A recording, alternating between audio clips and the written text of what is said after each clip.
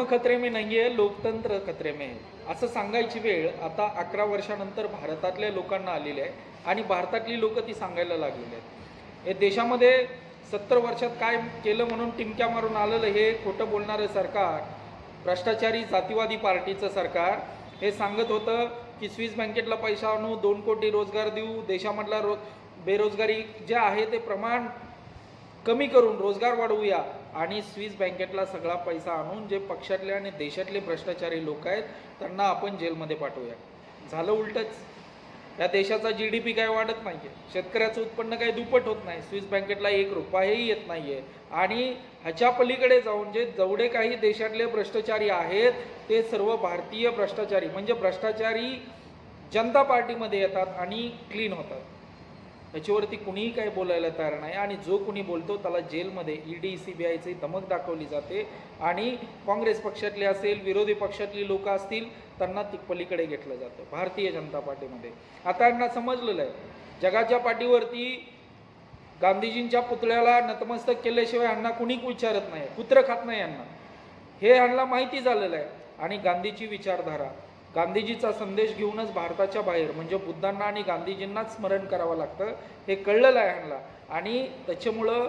ह्यांना विकासाची माहिती नाही आहे, विकास कसा करायचा माहिती नाही आहे, फक्त चांगल्या चांगल्या योजनेला नावं द्यायची। आता बडगुजर सारखा माणूस महाराष्ट्रामध्ये परवा दिवशी भारतीय जनता पार्टीमध्ये आला, ज्याचे संबंध दाऊडचे आहेत, हे मी नाही सांगत का ह्यांचा हा वैचारिक बुद्धी ज्याची लोंगावडे आहे तो नितेश राणे तो सांगत होता की ज्याची उंची वैचारिक उंची म्हणतोय मी, ॲक्च्युअल उंची किती आहे ते महाराष्ट्राला माहिती आहे, पण वैचारिक उंची ज्या माणसाची इलायची एवढे आहे तो माणूस विधान भवनात सांगत होता, वरडू सांगत होता। आणि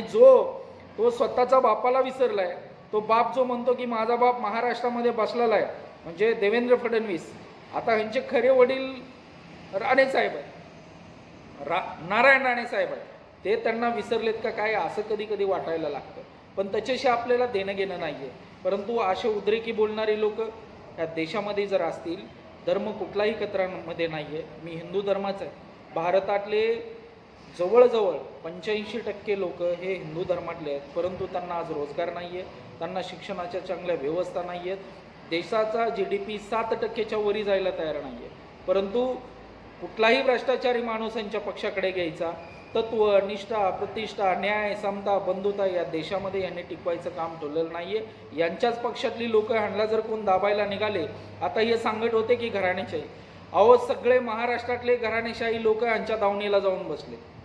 आणि ह्यांच्या पक्षातले राष्ट्रीय स्वयंसेवक संघाचे आणि जी खरं लोक आहेत त्यांना कुठलाही न्याय दिला जात नाही, त्यांनी फक्त सतरांजा उचलायच्यात आयुष्यभर। आणि 1 वर्ष या संघाचा विचार काय आहे, ते काम कशा प्रकारे चालतं हे सगळं मी 2013 ते 14 चांगलं जवळून बघितलेलं आहे। त्याच्यामुळं त्यांचं जे डेडिकेशन आहे, समर्पण आहे, त्यांना आता फक्त सतरांजा उचलायच्या ठुलेत या लोकांनी। मला एकच सांगायचं आहे, देश हा तुमचा आहे,